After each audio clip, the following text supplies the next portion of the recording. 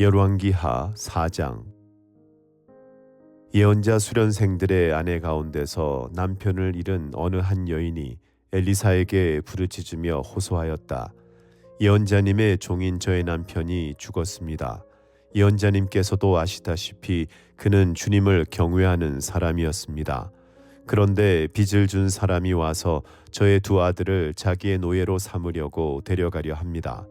엘리사가 그 여인에게 말하였다. 내가 어떻게 하면 도움이 되겠는지 알려주시오. 집안에 무엇이 남아 있소? 그 여인이 대답하였다. 집안에는 기름 한 병 말고는 아무것도 없습니다. 엘리사가 말하였다. 나가서 이웃 사람들에게 빈 그릇들을 빌려오시오. 되도록 많이 빌려와서 두 아들만 데리고 집으로 들어가 문을 닫고 그 그릇마다 모두 기름을 부어서 채워지는 대로 옆으로 옮겨 놓으시오. 그 여인은 엘리사 곁을 떠나 두 아들과 함께 집으로 들어가 문을 닫고 그 아들들이 가져온 그릇에 기름을 부었다.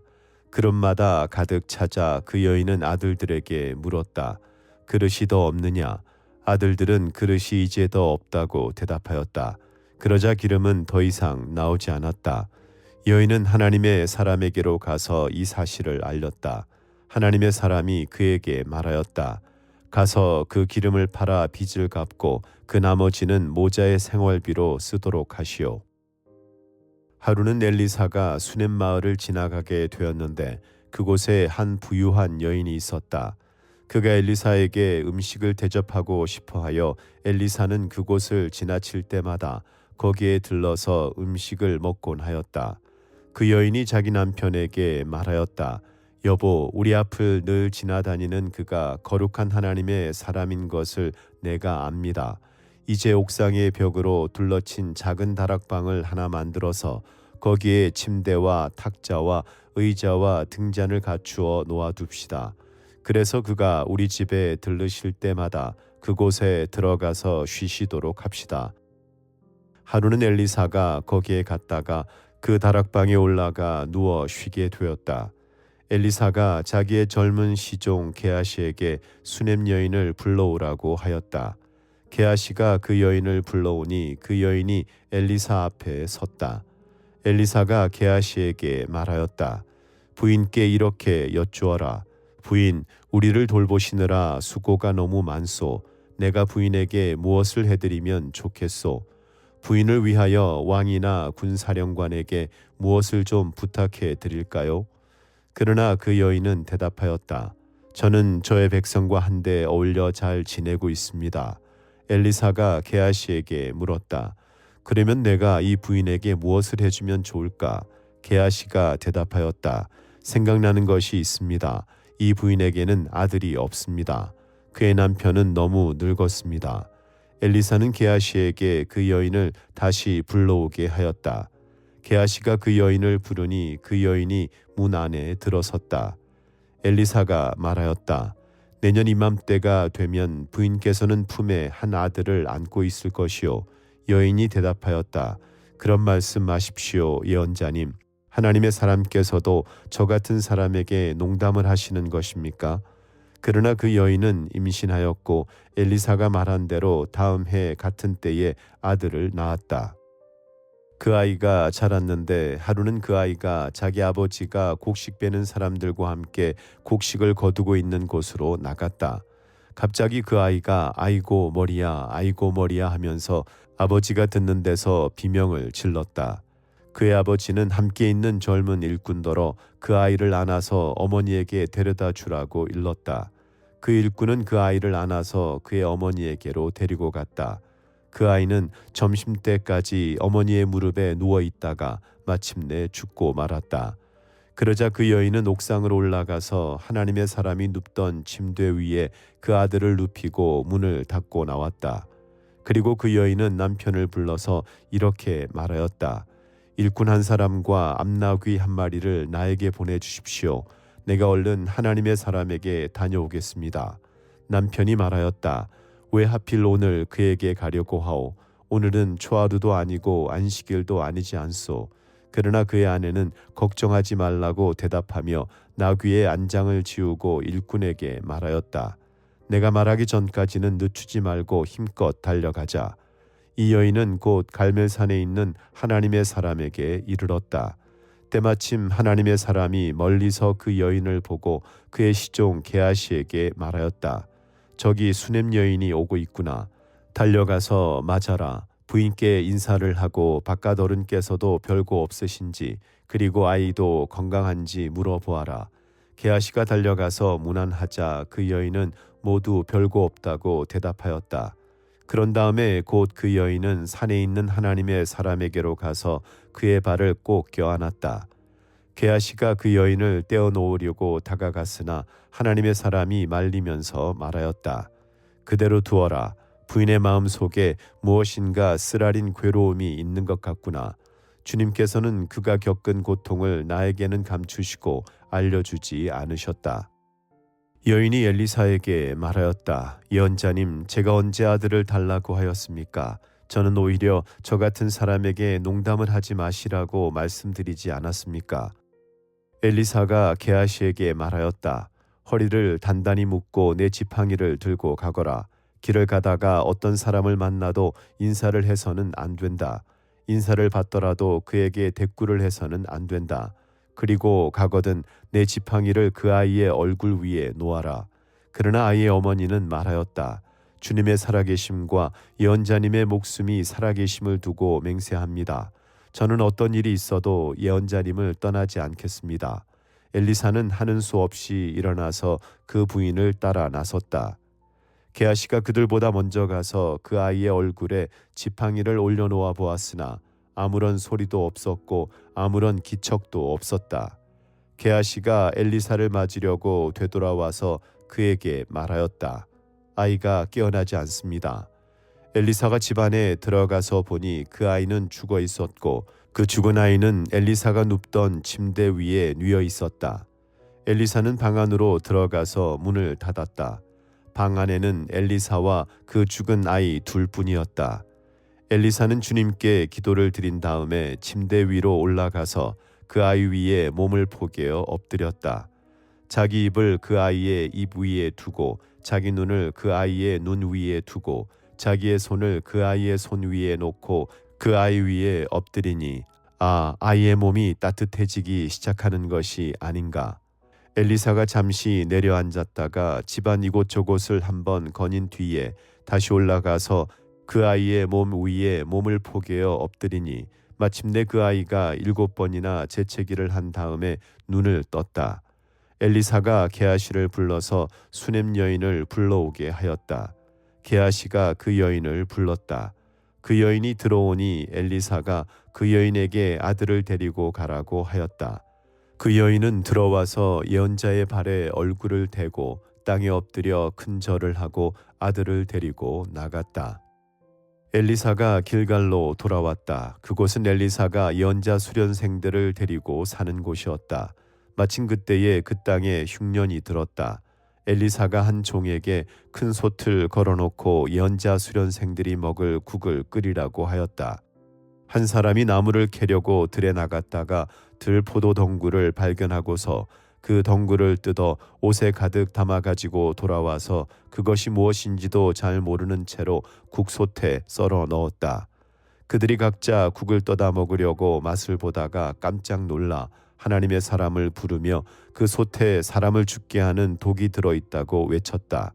그래서 그들이 그 국을 먹지 못하고 있는데 엘리사가 밀가루를 가져오라고 하여 그 밀가루를 솥에 뿌린 뒤에 이제는 먹어도 되니 사람들에게 떠다 주라고 하였다. 그러고 나니 정말로 솥 안에는 독이 전혀 없었다. 어떤 사람이 바알 살리사에서 왔다. 그런데 맨 먼저 거둔 보리로 만든 보리빵 20덩이와 자루에 가득 담은 햇곡식을 하나님의 사람에게 가지고 왔다. 엘리사가 그것을 사람들에게 주어서 먹게 하라고 하였더니 그의 시종은 100여 명이나 되는 사람들 앞에 그것을 어떻게 내놓겠느냐고 하였다. 그러나 엘리사가 말하였다. 사람들에게 주어서 먹게 하여라. 주님께서 말씀하시기를 먹고도 남을 것이라고 하셨다. 그리하여 그것을 100명이나 되는 사람들 앞에 내놓으니 주님의 말씀처럼 사람들이 배불리 먹고도 남았다. 5장. 시리아 왕의 군사령관 나아만 장군은 왕이 아끼는 큰 인물이고 존경받는 사람이었다. 주님께서 그를 시켜 시리아에 구원을 베풀어 주신 일이 있었다. 나아만은 강한 용사였는데 그만 나병에 걸리고 말았다. 시리아가 군대를 일으켜서 이스라엘 땅에 쳐들어갔을 때에 그곳에서 어린 소녀 하나를 잡아온 적이 있었다.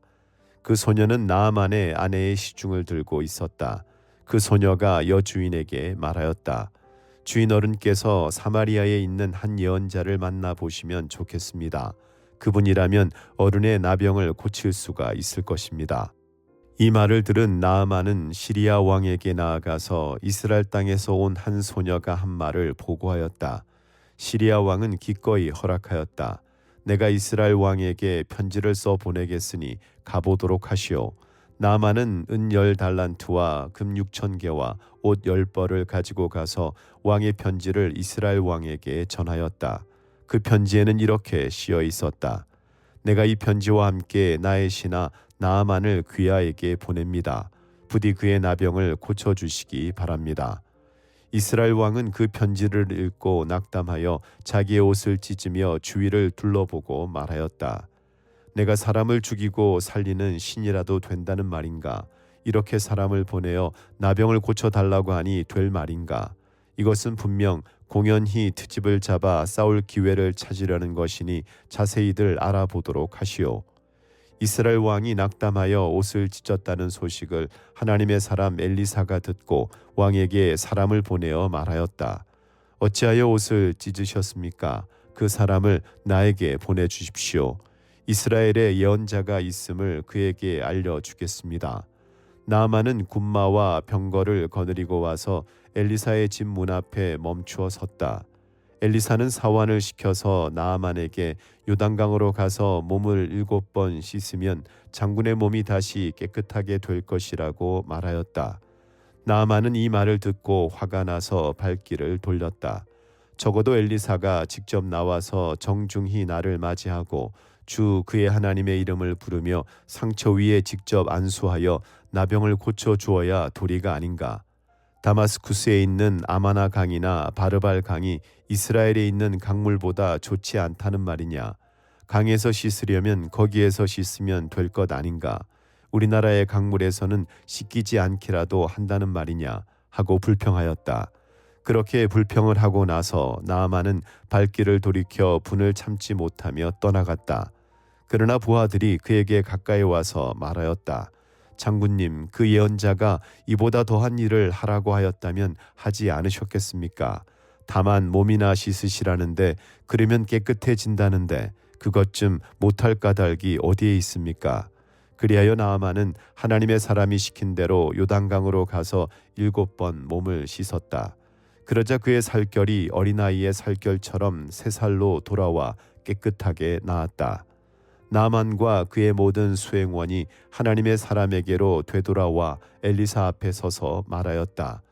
이제야 나는 온 세계에서 이스라엘 밖에는 하나님이 계시지 않다는 것을 알게 되었습니다. 부디 예언자님의 종인 제가 드리는 이 선물을 받아주십시오. 그러나 엘리사는 내가 섬기는 주님께서 살아계심을 두고 맹세하지만 나는 그것을 받을 수가 없소 하고 사양하였다. 나아만이 받아달라고 다시 권하였지만 엘리사는 끝내 거절하였다. 나아만이 말하였다. 정 그러시다면 나귀 2마리에 실을 만큼의 흙을 예언자님의 종인 저에게 주시기 바랍니다. 예언자님의 종인 저는 이제부터 주님 이외에 다른 신들에게는 번제나 희생제를 드리지 않겠습니다. 그러나 한 가지만은 예언자님의 종인 저를 주님께서 용서하여 주시기를 바랍니다. 제가 모시는 왕께서 림몬의 성전에 예배드리려고 그곳으로 들어갈 때에 그는 언제나 저의 부축을 받아야 하므로 저도 허리를 굽히고 림몬의 성전에 들어가야 합니다. 그러므로 제가 림몬의 성전에서 허리를 굽힐 때에 주님께서 이 일 때문에 예언자님의 종인 저를 벌하지 마시고 용서해 주시기를 바랍니다. 그러자 엘리사가 나아만에게 말하였다. 좋소, 안심하고 돌아가시오. 이렇게 하여 나아만은 엘리사를 떠나 얼마쯤 길을 갔다. 그때 하나님의 사람 엘리사의 시종인 게하시가 이런 생각을 하였다.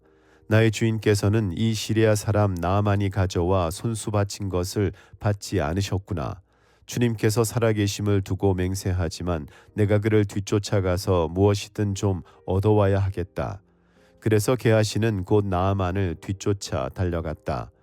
나아만은 자기를 뒤쫓아 달려오는 사람을 보고 그를 맞이하려고 수레에서 내려 별일 없지요 하고 물었다. 게하시가 대답하였다. 별일은 없습니다만 지금 주인께서 나를 보내시면서 방금 에브라임 산지에서 예언자 수련생 가운데서 두 젊은이가 왔는데 그들에게 은 한 달란트와 옷 두 벌을 주면 좋겠다고 말씀하셨습니다. 그러자 나아만은 드리다 뿐이겠습니까? 두 달란트를 드리겠습니다 하고는 게하시를 강권하여 은 두 달란트를 두 자루에 넣고 옷 두 벌을 꺼내어서 두 부하에게 주어 게하시 앞에서 메고 가게 하였다. 언덕에 이르자 게하시는 그들의 손에서 그것을 받아 집안에 들여놓고 그 사람들을 돌려보냈다. 그리고 그가 들어가서 주인 앞에 서자 엘리사가 그에게 물었다. 게하시야, 어디를 갔다 오는 길이냐? 그러자 그는 예언자님의 종인 저는 아무데도 가지 않았습니다 하고 말하였다. 그러나 엘리사는 게하시에게 이렇게 말하였다. 어떤 사람이 너를 만나려고 수레에서 내릴 때에 내 마음이 너와 함께 거기에 가 있지 않은 줄 알았느냐? 지금이 은을 받고 옷을 받고 올리브 기름과 포도나무와 양과 소와 남녀 종을 취할 때냐? 그러므로 나아만의 나병이 내게로 옮아갈 것이고 내 자손도 영원히 그 병을 앓을 것이다. 게하시가 엘리사에게서 물러나오니 나병에 걸려 피부가 눈처럼 하얗게 되었다. 6장. 예언자 수련생들이 엘리사에게 말하였다. 보십시오. 우리들이 예언자님을 모시고 살고 있는 이곳이 우리에게는 너무 좁습니다. 우리가 요단으로 가서 거기에서 들보감을 각각 하나씩 가져다가 우리가 살 곳을 하나 마련하는 것이 좋겠습니다. 이 말을 듣고 엘리사는 그렇게 하는 것이 좋겠다고 대답하였다. 한 사람이 엘리사도 함께 가는 것이 좋겠다고 하니 엘리사도 같이 가겠다고 나서서 그들과 함께 갔다. 그들이 요단에 이르러 나무를 자르기 시작하였다. 그때 한 사람이 들보감을 찍다가 도끼를 물에 빠뜨렸다.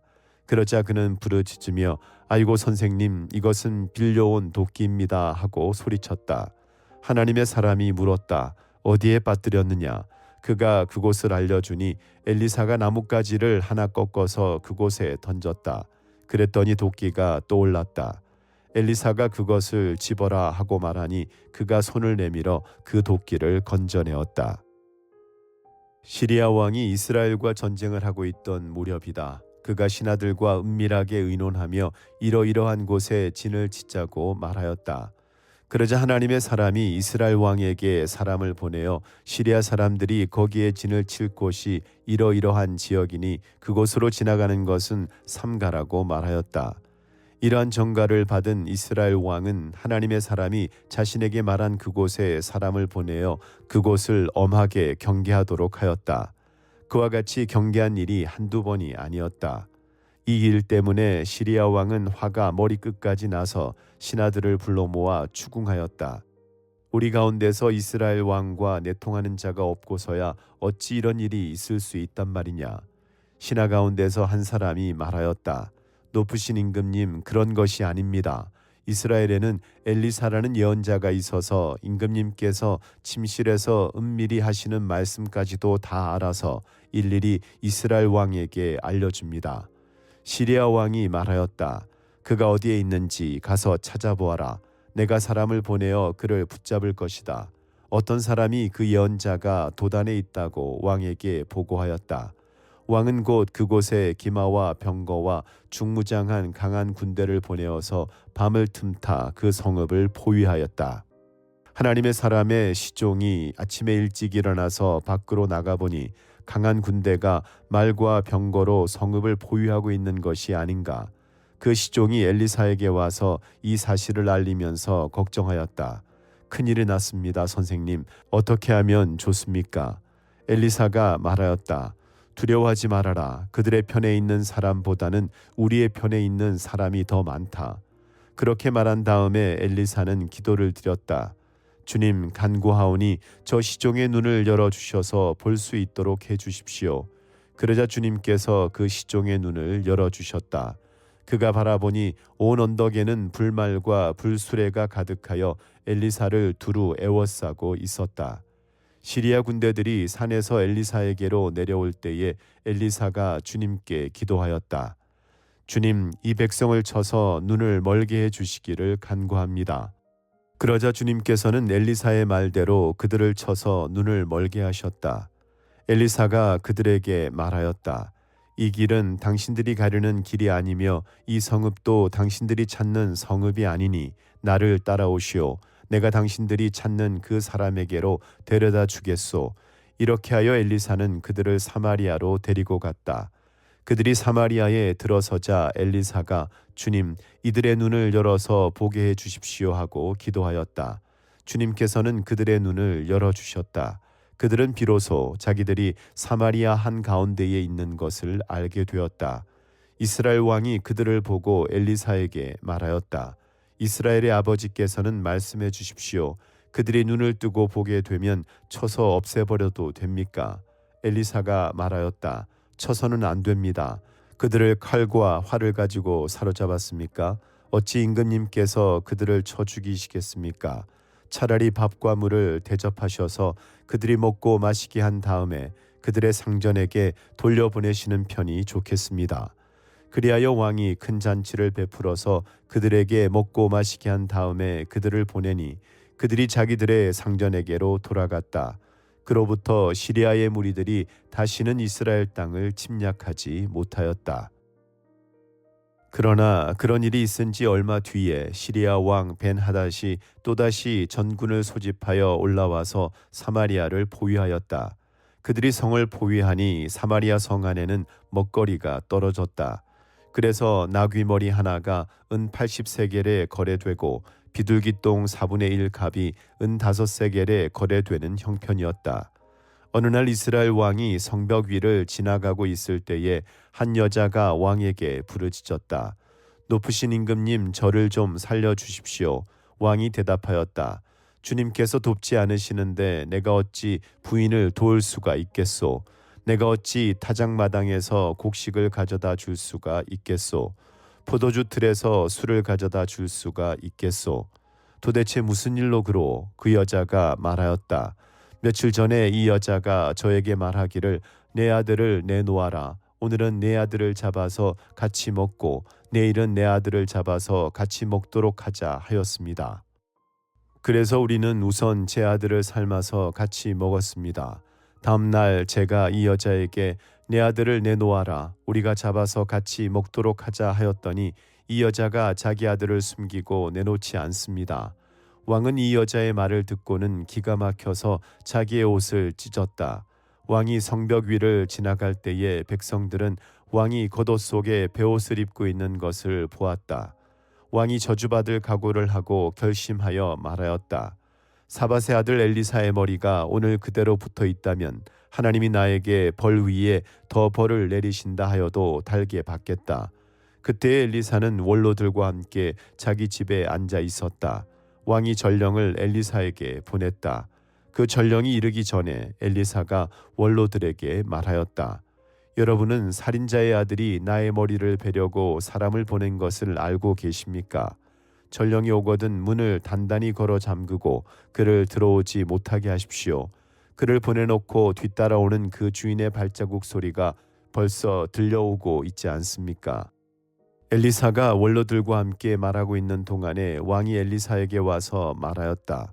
우리가 받은 이 모든 재앙을 보시오. 이런 재앙이 주님께로부터 왔는데 내가 어찌 주님께서 우리를 도와주시기를 기다리겠소. 7장. 엘리사가 말하였다. 주님의 말씀을 들으십시오. 주님께서 이렇게 말씀하셨습니다. 내일 이맘때쯤에 사마리아 성문 어귀에서 고운 밀가루 한 스아를 한 세겔에 사고 보리 두 스아를 한 세겔에 살 수 있을 것이다 하셨습니다. 그러자 왕을 부축하고 있던 시종 무관이 하나님의 사람에게 대답하였다. 비록 주님께서 하늘에 있는 창고문을 여신다고 할지라도 어찌 그런 일이 일어날 수 있겠습니까? 엘리사가 말하였다. 당신은 분명히 그런 일이 생기는 것을 눈으로 직접 볼 것이요. 그렇지만 당신이 그것을 먹지는 못할 것이요. 그 무렵에 나병 환자 4사람이 성문 어귀에 있었는데 그들이 서로 말을 주고받았다. 우리가 어찌하여 여기에 앉아서 죽기만을 기다리겠느냐. 성 안으로 들어가 봐도 성 안에는 기근이 심하니 먹지 못하여 죽을 것이 뻔하고, 그렇다고 여기에 그대로 앉아 있어 봐도 죽을 것이 뻔하다. 그러니 차라리 시리아 사람의 진으로 들어가서 항복하자. 그래서 그들이 우리를 살려주면 사는 것이고 우리를 죽이면 죽는 것이다. 그리하여 그들은 황혼 무렵에 일어나서 시리아 진으로 들어갔는데 시리아 진의 끝까지 가보았지만 어찌 된 일인지 그곳에는 한 사람도 보이지 않았다.